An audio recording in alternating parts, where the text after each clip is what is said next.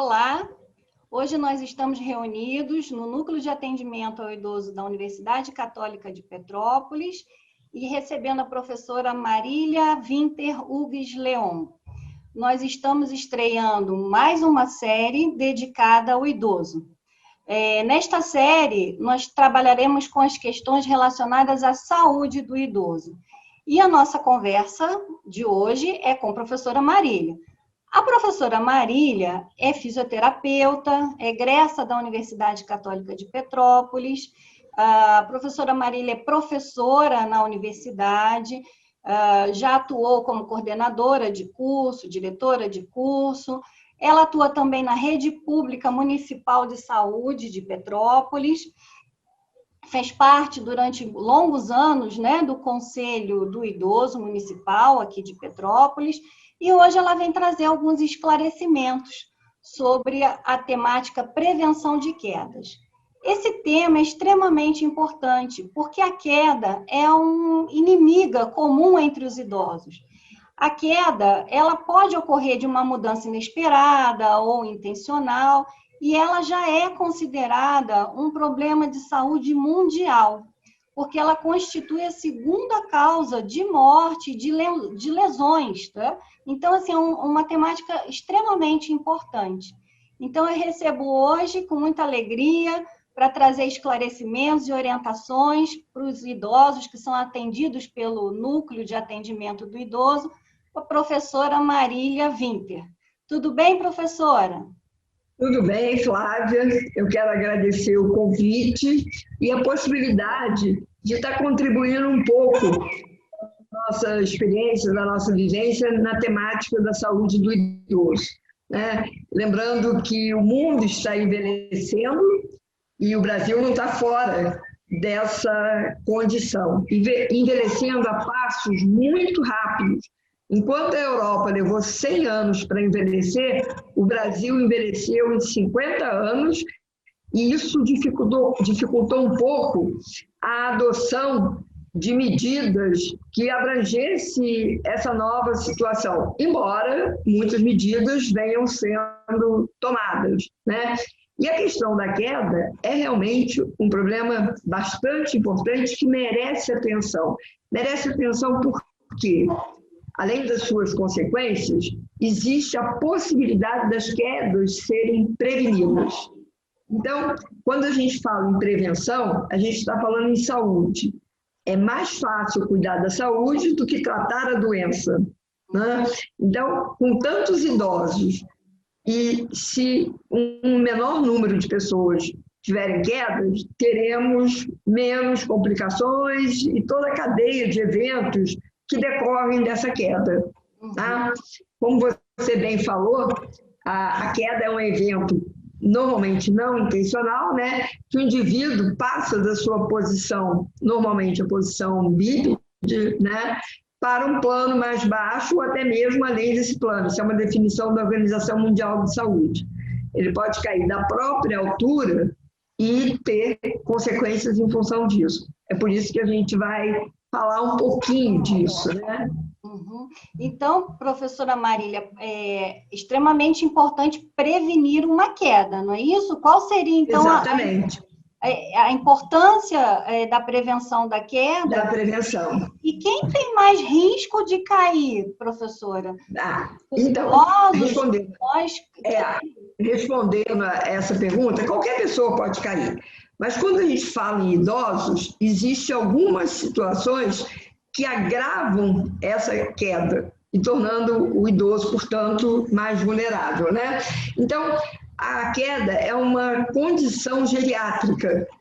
Pelo próprio envelhecimento, esse idoso se torna mais vulnerável para cair. Estatisticamente, quem tem mais quedas são os idosos, as pessoas idosas, né? Como ele é um evento que é passível de ser prevenido, como eu falava anteriormente, existem medidas que podem diminuir essas ocorrências, né? Além do que, uma queda envolve custos elevadíssimos.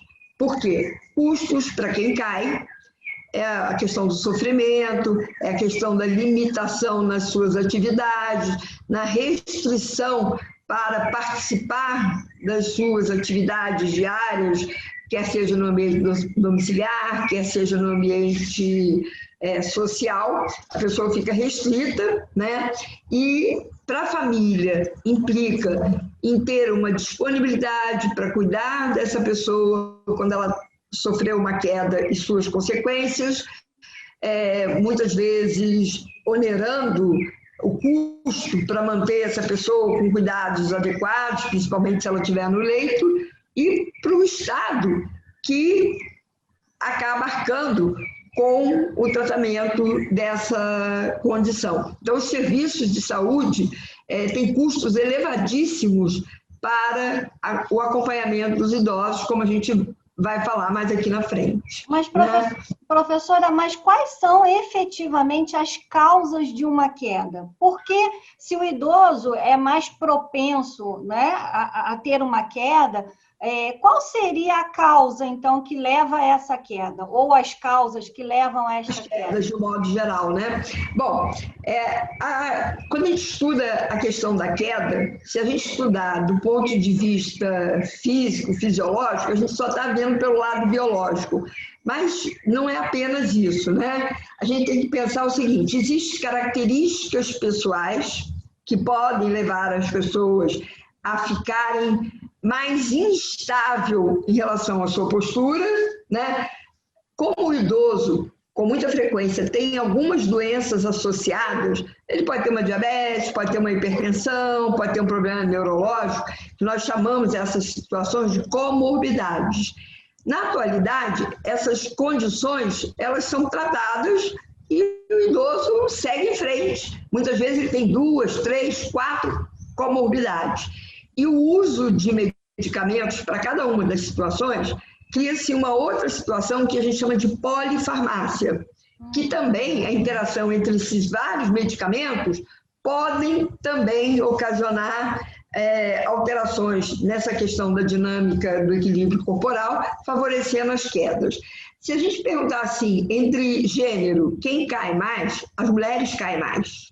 Tá? As mulheres têm uma tendência a cair mais do que os homens. Aí a explicação que a gente teria é o seguinte: quanto mais idade, maior o risco de fragilidade, né?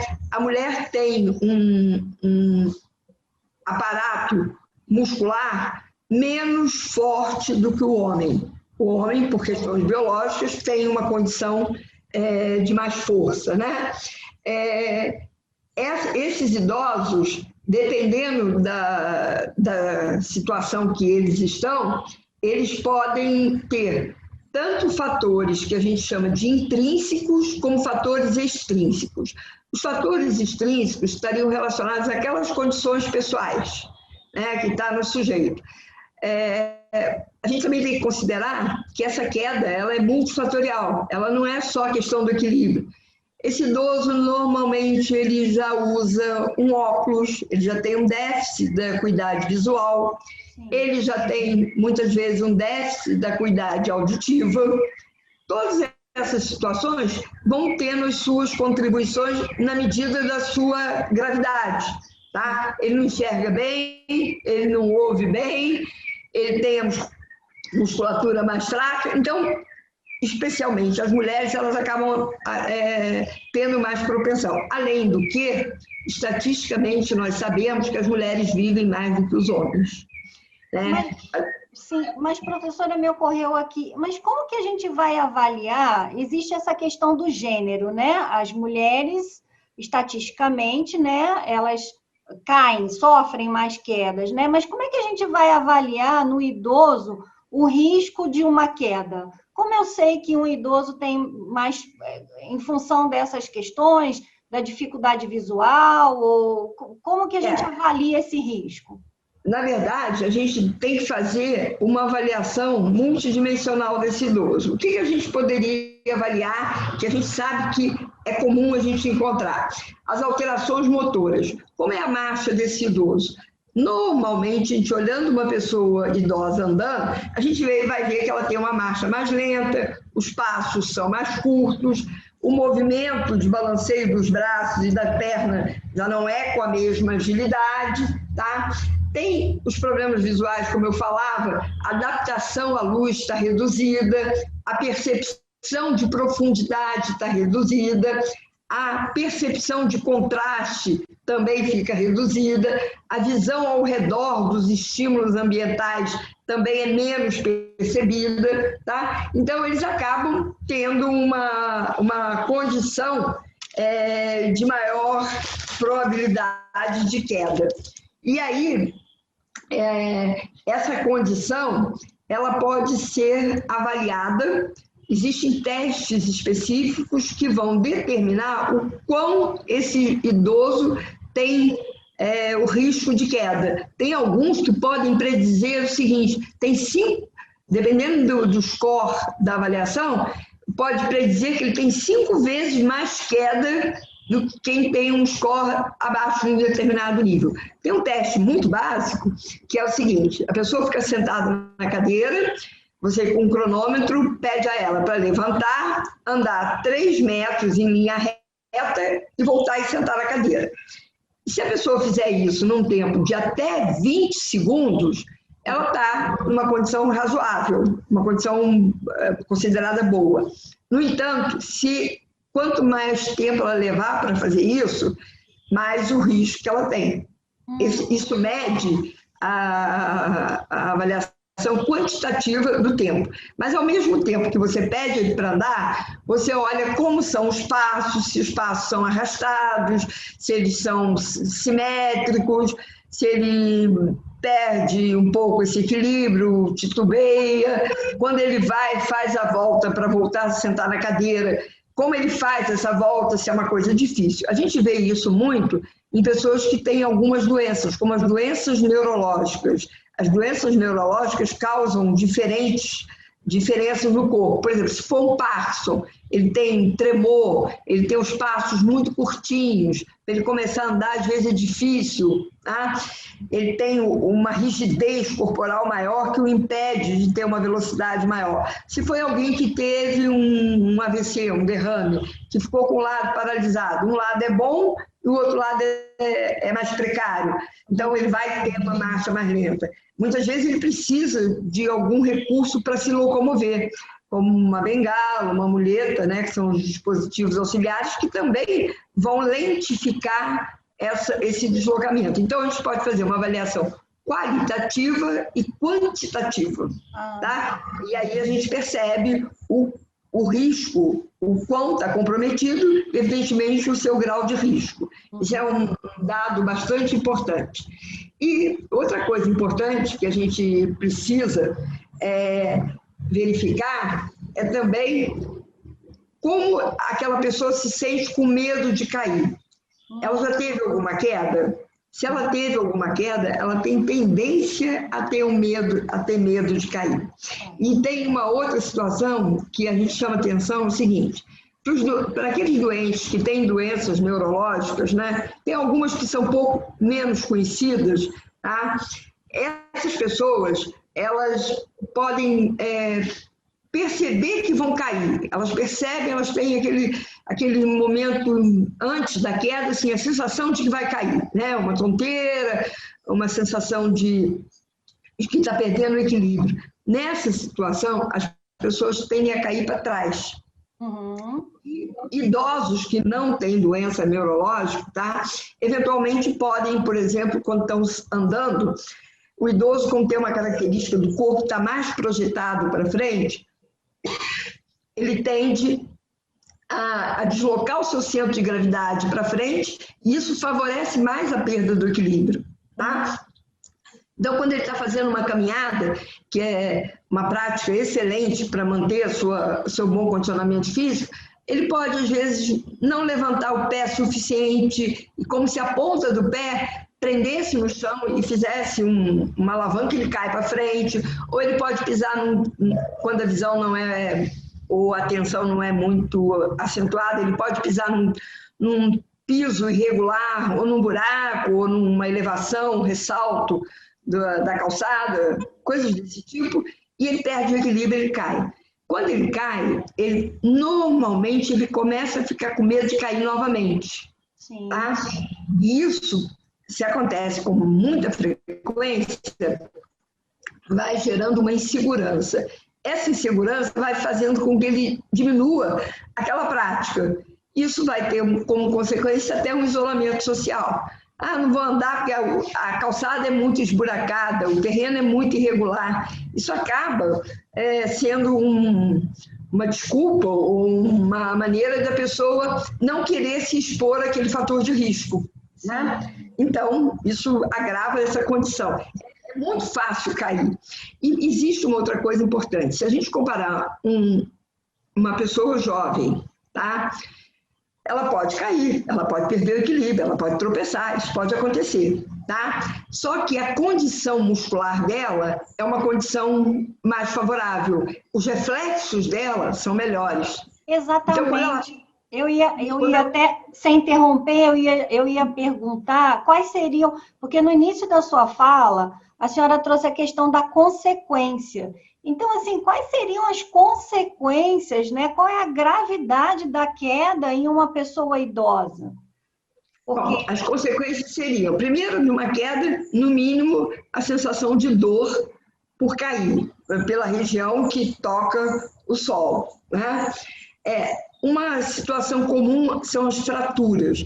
Se a pessoa cai e se apoia com a mão, é muito comum fraturar na altura do punho, tá? Uma fratura no antebraço.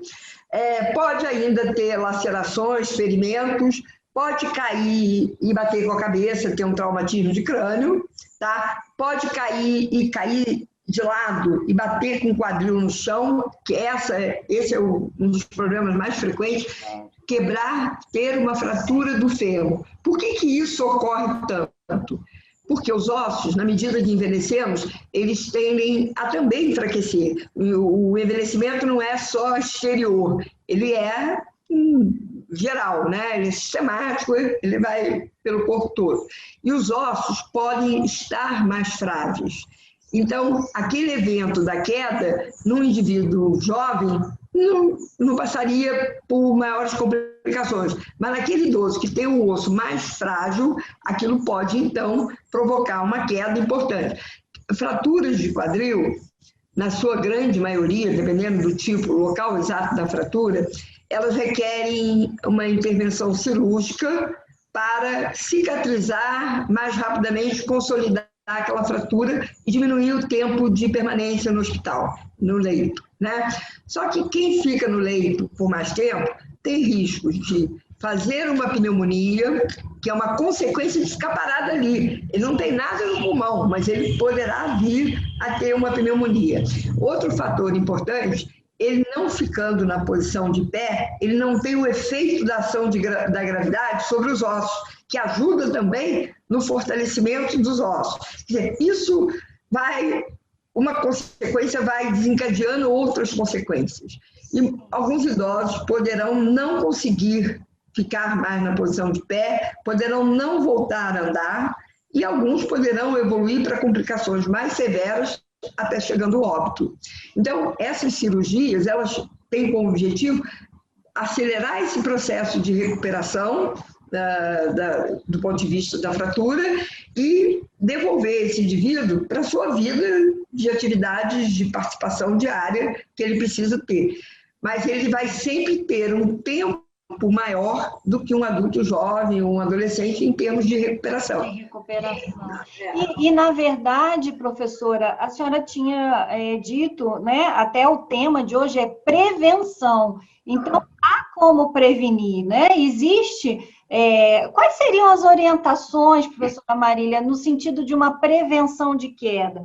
Nós temos que ficar alerta em que sentido? Porque há fatores externos também, né, que contribuem na questão da queda. Verdade. Como que a gente pode prevenir, então, professora? Então, todas essas medidas de prevenção que a gente vai citar agora, elas são baseadas em extensas revisões sistemáticas, em pesquisas feitas no mundo inteiro, em chamadas meta-análise, que compara estudos feitos em diferentes populações, com diferentes métodos de tratamento. E a conclusão desses estudos é o seguinte, que o exercício físico, que ele tenha foco no equilíbrio, exercício para o equilíbrio, exercícios de marcha e exercícios de força muscular, eles melhoram essa condição de estabilidade, aumentam a força muscular e aumentam o equilíbrio também. Tem pessoas que você pede para ficar, levanta uma perna e fica apoiado numa perna, não consegue ficar 2 segundos. E se isso for treinado, a pessoa depois fica mais de 1 minuto, só a perna, e rapidamente isso é possível de ser recuperado. Existem ainda outras práticas, uma prática muito citada na literatura internacional, são as práticas da medicina oriental, principalmente como o Tai Chi. O Tai Chi é aqueles movimentos suaves, lentos, baseados em muita concentração, em muita percepção do corpo, tá?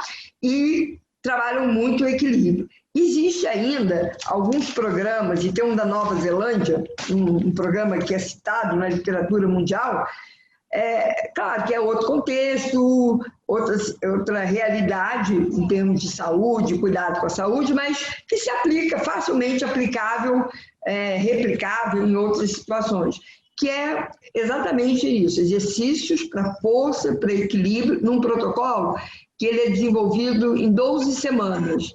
Embora tenha outros protocolos com um pouco mais, mas em 12 semanas, que é um tempo relativamente curto, é capaz de dar resultados. Então, esses exercícios, inicialmente, eles devem ser feitos e monitorados pelo menos uma vez por semana por um profissional de saúde, certo, que aí pode ser um fisioterapeuta, pode ser um professor de educação física, e praticado 3 vezes na semana, que vai mais ou menos 50 minutos por dia, né? Você vai treinando o paciente, ele vai se adaptando àquele protocolo, e é impressionante como rapidamente os pacientes respondem e aprendem a fazer o exercício. Só que, muitas vezes, essa questão de fazer sozinho, eles podem não fazer da maneira mais precisa. Então, essa supervisão semanal melhora muito a correção, né, para ele poder fazer da melhor forma possível, né? Uma outra coisa que é importante também o que acontece é o seguinte: nessa avaliação da marcha, né, é tentar identificar que fatores não podem ser modificados e que fatores podem ser modificados. Então, se a gente fizer uma comparação, que fatores podem ser modificados? Se ele tem mais de 80 anos, ele já é mais vulnerável, acentuadamente, do que idosos mais jovens. Se ele tem demência, a demência tira a percepção de saber usar esse corpo. Tá? Quanto mais grave a demência, mais alto o risco. As mulheres, como a gente já falou, elas são mais vulneráveis, porque na mulher também ainda existe, com relação à massa óssea, o risco de osteoporose, a questão hormonal favorece muito. Depois da menopausa, favorece muito. A raça branca, as pessoas de pele clara, elas tendem a ter mais osteoporose do que as pessoas de pele mais pigmentada. Se elas já tiveram outras doenças, como um AVC, outras doenças neurológicas de caráter irreversível, essas pessoas, e se tiveram também hospitalizadas até 1 mês atrás. Então, permaneceu muito tempo no hospital, já está com risco. A gente está vendo isso muito na situação atual da pandemia. Muitas pessoas ficando hospitalizadas, depois, quando saem do hospital, melhoram, controlam a questão da Covid, mas as consequências ainda perduram e vão precisar desse acompanhamento. Agora, existem os riscos que são passíveis de serem modificados. Aí que entra a prevenção. Então, isso, professora. Assim, existe alguma forma, né? Até por essa situação, a senhora tocou aí, né? A questão do isolamento social, né? Neste momento que é necessário. Dentro de casa, alguma alteração que a gente possa fazer para minimizar a questão do risco da queda? Alguma orientação nesse sentido? A gente vai falar, existe sim. Dos riscos que são passíveis de serem modificados, são aqueles riscos ambientais. Quais sejam esses riscos? o domicílio para os idosos saudáveis, rígidos, que nós chamamos idosos da comunidade, é o local que eles mais caem. Não é mais do que as casas de longa permanência. Quando eles vão para a casa de longa permanência, na maioria eles já estão com a saúde um tanto mais fragilizada. E se naturalmente estiverem no hospital, essa condição de fragilidade é maior, então o risco é maior. Mas para os idosos da comunidade, o ambiente domiciliar é mais... ocorrem as quedas com maior frequência, até porque eles permanecem até mais no ambiente domiciliar. Já não trabalham mais, eles podem até ter uma vida de participação, mas o ambiente domiciliar é ainda o local de maior permanência. Normalmente o quarto, cozinha, banheiro. Tá? Eventualmente pode ocorrer num corredor, numa sala, numa área externa, mas esse local que inevitavelmente eles circulam, quarto, banheiro e cozinha, são os locais de maior incidência. Aqui, professor, aqui no núcleo nós temos muitos idosos que residem sozinhos, eles moram sozinhos, né? Então, alguma modificação nesses espaços que a senhora mencionou agora? Por exemplo, no quarto, ter uma boa iluminação. Ele já tem uma deficiência visual, ele já tem uma... Não, às vezes nem chega a ser uma deficiência, só uma diminuição da acuidade visual. Então, é comum os idosos levantarem de noite para ir ao banheiro. Então, uma luz de cabeceira é importante, ou uma pequena luz que coloque na área de trajeto em direção ao banheiro, por exemplo, num corredor, né? Aquelas luzes que usem para a criança, para o quarto não ficar escuro, também ajuda muito idoso, porque ilumina o chão, aonde eles vão passar e tem que olhar. Tá? Uma coisa importante também é não ter muitos objetos dentro do ambiente que ele frequenta. No quarto, ter o mínimo necessário e de forma organizada. Tá? Para evitar tropeço, não andar de meia. Muitos dormem de meia, especialmente na época mais fria, e depois acho que já está com a meia, pode sair andando de meia.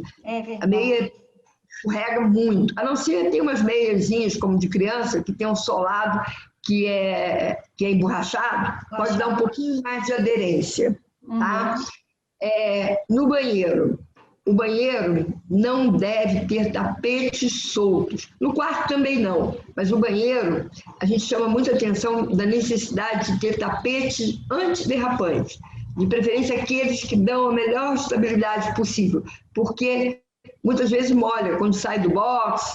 Se molhar e pisar no piso liso, é uma chance de queda muito grande. Então, tem se preconizado o seguinte, colocar barras de ferro do lado do vaso sanitário, para a pessoa se apoiar e levantar, quando ela já não tem muita força nas pernas, se ela já tem uma artrose no quadril, no joelho, no pé, levantar do vaso sanitário, aquilo pode ser um esforço excessivo. A barra vai ajudar a se fixar e se apoiar ali. Ou fazer uma elevação do vaso sanitário. Existe no mercado uns dispositivos que são acoplados no vaso sanitário que aumentam em torno de 10, 12 centímetros a altura do vaso. Então, quando a pessoa senta, ela senta e na hora dela sair daquela posição, ela vai descer em termos, mas ela vai para frente, ela não tem que se levantar fazendo uma força excessiva nas pernas.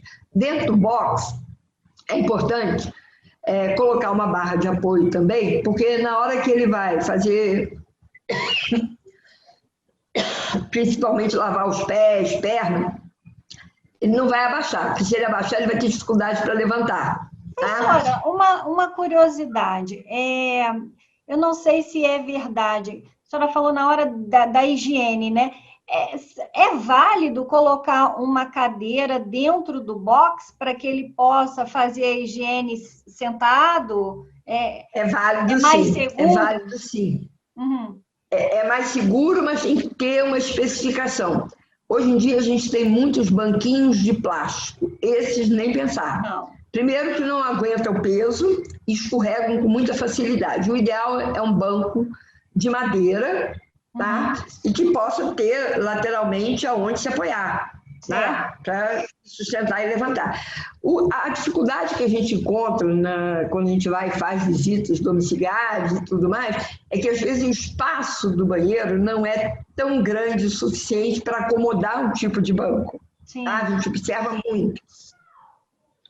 Então, essa barra no banheiro vai ajudar muito, porque ele vai segurar na barra e vai ter a possibilidade de não perder o equilíbrio. Agora tem uma dica que eu considero de ouro. É o seguinte, pega uma meia calça de mulher, bota, corta a perna, corta na altura da coxa, bota o sabonete lá dentro daquela meia calça e amarra e dá um nó e prende no registro da torneira, do chuveiro. Aí o sabonete não vai mais cair no chão, né? Não, ele vai ficar pendurado ali, a meia calça é fininha, ela drena o sabonete, não tem risco do sabonete derreter molhado. Ele vai usar aquele sabonete, ele pode levar em qualquer parte do corpo, tá? E o sabonete não vai cair. Isso funciona. Perfeito. Eu tenho a oportunidade de ensinar os idosos, aí fala assim, mas por que nunca ninguém me falou isso? É que antigamente não tinha tanto idoso e alguém não tinha pensado. Eu vou dizer o seguinte, essa ideia não foi minha, tá? Eu não sou tão criativa assim, mas eu acho tão interessante que eu divulgo que as pessoas gostam muito. E é uma coisa super fácil, principalmente quem mora sozinho. Sim, uma dica preciosa. Quem mora sozinho tem que estar muito atento. Então, uma boa iluminação, retirada de tapete. Se tiver um grande valor afetivo, o tapete, que às vezes um tapete que já está na história de vida, um presente de casamento, uma coisa que conta uma história. Se aquele tapete está ali, ele oferece risco, vamos colocar esse tapete numa moldura, colocar na parede, ele vai continuar ali, mas não vai oferecer risco, porque o grande problema do tapete é escorregar. Um outro problema é que muitos idosos não conseguem levantar a ponta dos dedos. Ao invés de botar o calcanhar primeiro, eles botam a ponta do pé. Quando bota a ponta do pé, faz uma alavanca e a pessoa tropeça. E aí ela vai cair, ela pode bater com a cabeça, ela pode se cortar. Enfim, não ter objetos que possam quebrar e machucar. Por exemplo, como mesinha de centro com tampo de vidro. Não ter quinas vivas, né? Aquelas quinas em ângulo reto. Como é que faz com criança pequena? Né? Protege as quinas, não ter quina viva é uma coisa importante. Na cozinha, todos esses cuidados assim, de iluminação, o piso, prestar atenção se a casa é dividida com outros familiares. Muitos idosos moram com filhos, com netos que têm criança pequena.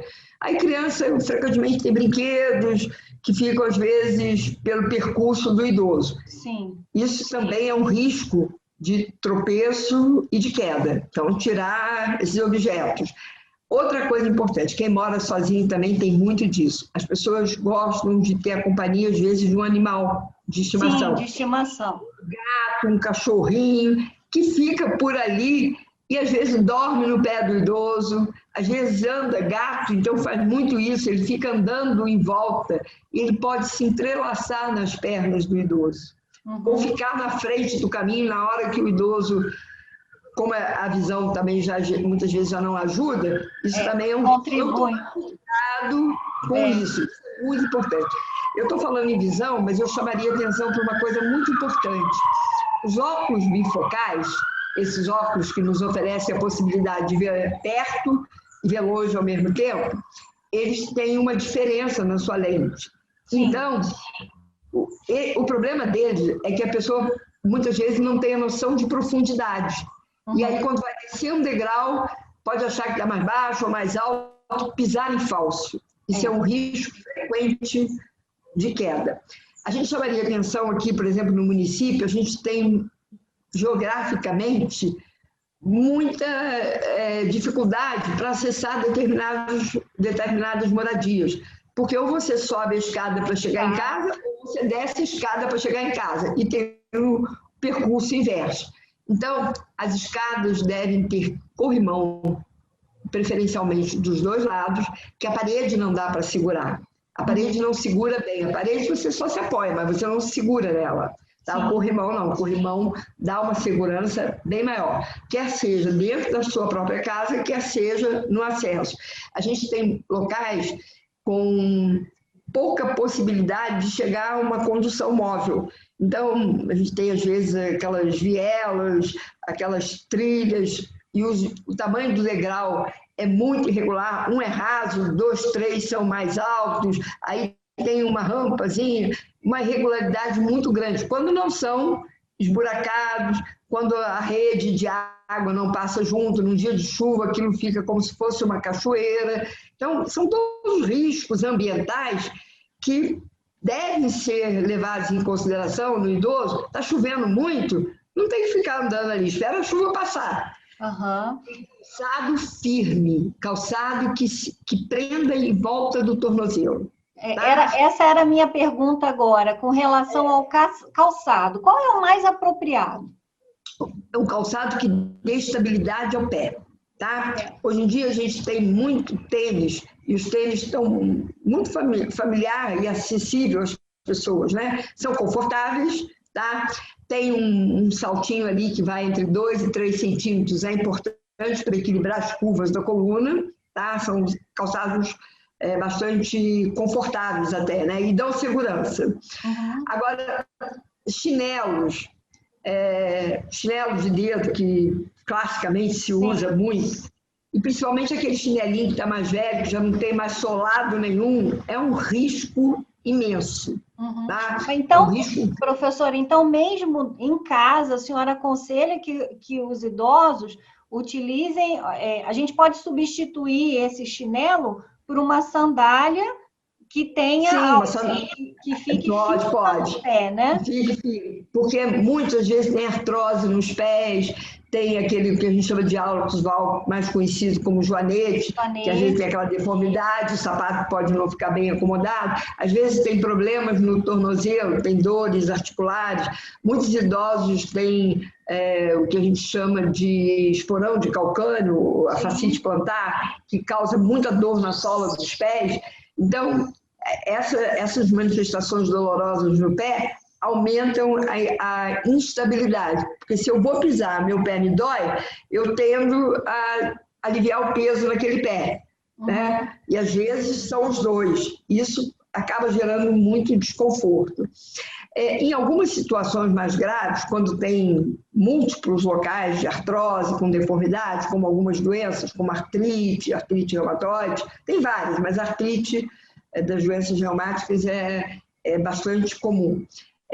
Pode usar um dispositivo auxiliar de apoio. A gente sabe que os idosos que estão em condições mais favoráveis, ou até mesmo às vezes mais vaidosos, são um pouco resistentes a usar esses recursos. Seria uma bengala, professora? Bengala, muleta, tem uma série deles, mas que podem permitir uma mobilização mais segura desses idosos. Uhum. Não necessariamente tem que ser usado por todos, mas se sentir que já passou do seu limite de segurança, pode ser uma boa forma das pessoas se sentirem mais seguras para se locomoverem. Uhum. Isso é muito importante. Tá? Eu vou aqui só fazer algumas considerações em relação a uma coisa que eu esqueci de falar.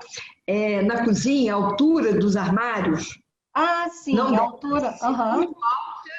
Nada de colocar as coisas do dia a dia numa altura que vai ser superior à altura do alcance da mão. Uhum. Tá? Uhum.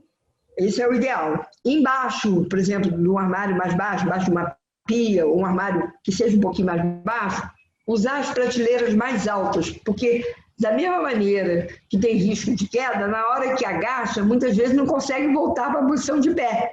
É fácil. Porque é o joelho, é o quadril que dói. E aí ele pode se apoiar em algum lugar para levantar levantar. Pode cair. O que acontece é que a gente não recomenda usar cadeira ou escadinha para subir. Jamais. Uhum. Porque isso realmente é uma possibilidade de queda muito alta. Tá? Então, colocar aquilo do dia a dia em locais mais fáceis de serem manuseados, como nos quartos também. aquela roupa que vai ser mais utilizada, ela tem que estar numa possibilidade de alcance a mais fácil possível, porque isso facilita a vida desses idosos. No verão, desce as roupas de verão, no inverno, troca. Se bem que hoje a gente está tendo todas as estações ao mesmo tempo. Ao mesmo tempo. É possível fazer isso. E, inclusive, pode aumentar a altura da cama. No passado, era muito comum as camas baixinhas. Certo. Agora a gente está no modismo da cama tipo box, que são um pouco mais altas. Os colchões também são mais altos. Mais altos. Não pode ser tão alto que fique com as pernas pendentes na cama e o pé não alcance o chão. Porque na hora de descer vai ser sério. Tá? Certo. Então, é o suficiente como se estivesse sentado numa cadeira 90 graus, que coloca o pé no chão e sai da cama. Não tenha que descer da cama. Da mesma maneira, quando está deitado na cama, não tem que fazer força, sentado, não tem que fazer força para sair da cama. Isso pode se aplicar também a sofás, poltronas, colocar uma ligeira elevação no pé do móvel, já resolve o problema. Se puder trocar o móvel, pode trocar, mas não necessariamente precisa ter um custo tão elevado, é só uma questão de adaptação. Isso é extremamente importante. Né? Então, a gente às vezes sugere o idoso que estiver ouvindo nessa nossa conversa, para fazer um check-up na sua casa. Vai lá, olha no seu armário, olha lá no seu banheiro se tem alguma coisa que pode ter um risco, se tem um tapetinho solto lá, olha na cozinha, vê se tem animais, administrar essas situações, que isso já vai reduzir bastante o risco de queda. Tá? A gente diz o seguinte, eliminar as barreiras, tudo aquilo que dificulta ou que facilita uma queda, que dificulta a locomoção e facilita uma queda, né? E isso vai encorajar esse idoso a fazer suas coisas de vida diária com mais segurança. Isso é importante. Não é só encorajar, melhorar o ambiente domiciliar, mas se ele toma muitos remédios, conversar com o médico dele, se ele perceber que o remédio o deixa mais lento, por exemplo, os remédios para dormir, os ansiolíticos, tem uma série de medicamentos, aqui a gente não vai fazer, dizer que é bom, que é ruim, se for indicado, tem uma indicação, mas muitas vezes aquele remédio pode trazer no idoso uma condição de não estar com os seus reflexos tão atentos para se cuidar. Isso começar, naturalmente, trazer essas questões para o médico que o acompanha. Eu diria que o ideal é ser acompanhado por um geriatra, não desmerecendo uma outra especialidade, mas o geriatra ele tem uma formação que ele consegue ver de uma forma combinada todos esses aspectos. Evidentemente que aquelas condições que demandam uma especificação maior, o geriatra não vai se furtar de encaminhar para o cardiologista aquele que tiver uma complicação cardíaca mais séria, ou para o ortopedista, para aquele que tiver um problema ortopédico muito acentuado, e assim por diante. Mas o grande maestro na saúde do idoso é o geriatra, porque ele vai orquestrar todas essas situações. E trabalhar com uma equipe multiprofissional é bastante importante. Quando a gente fala em se manter saudável, a gente vai não só na questão da atividade física, mas na questão da alimentação também, na questão de participação de vida social, interagir com outros grupos, interagir com a família, pertencer a um grupo de atividades de toda a natureza, de recreação, de atividades de trabalhos manuais, e nesse sentido, aqui em Petrópolis, isso é da Política Nacional de Saúde, os postos de saúde, eles costumam ter oficinas e espaços onde há uma reunião desses idosos. Sim. Isso ajuda muito. O ideal seriam os centros de convivência. Em algumas cidades isso existe de uma forma bastante interessante, que nos Estados Unidos eles chamam creche para idosos. Ele vai lá, passa o dia inteiro lá, tem todo tipo de assistência e de noite ele vai dormir na casa dele. Sim. Esses programas se mostram extremamente eficazes, são muito mais barato o custeio deles e atende uma demanda muito grande da população. Então, a ideia sempre principal na questão da queda é a prevenção. É a conscientização do idoso, que ele também é responsável pelo cuidado de saúde dele, é o envolvimento dos familiares. Os familiares precisam entender aquela fragilidade maior do seu idoso. Se ele não tiver familiar, tiver um cuidador, o cuidador deve ser orientado também com relação a esse treinamento, óculos adequados e calçados adequados. E ser feliz, né? E ser feliz. Professora, nós já estamos então nos encaminhando aqui para o final do encontro de hoje, né? Já deixando o convite para a senhora retornar com outras temáticas, né? Porque a professora Marília, ela tem muita experiência, muita vivência, é a expertise dela, e ela tem muito a somar, muito a contribuir aqui no Núcleo de Atendimento ao Idoso. Então, eu quero agradecer imensamente a sua participação no episódio de hoje e contando que a senhora retorne, então, né? Estaremos à disposição. Vamos então encerrando o episódio de hoje, agradecendo a participação de todos e até a próxima. Lembrando que, né, professora, essas dicas, essas orientações, elas vão trazer autonomia e liberdade para esse idoso, né? E diminuir até o risco, o medo de que ele possa cair de novo. Ele vai se sentir mais firme e mais seguro. Tá? E tudo que a gente deseja é que, neste momento, né, o idoso tenha uma vida digna e plena. Então, hoje a gente teve aqui muitas orientações positivas, né, no sentido de trazer essa dignidade, né, essa liberdade e essa autonomia para os idosos. Então, independente da condição de saúde que ele tem, a dignidade ele tem em qualquer situação, mesmo que ele não esteja lúcido. Exatamente. Enquanto ele respira, a dignidade está ali presente com ele. Exatamente. Precisa ser muito respeitado. Né? Muito obrigada, professora Marília. Até a próxima. Então, vamos encerrar o nosso episódio de hoje. Muito obrigada. Obrigada a você.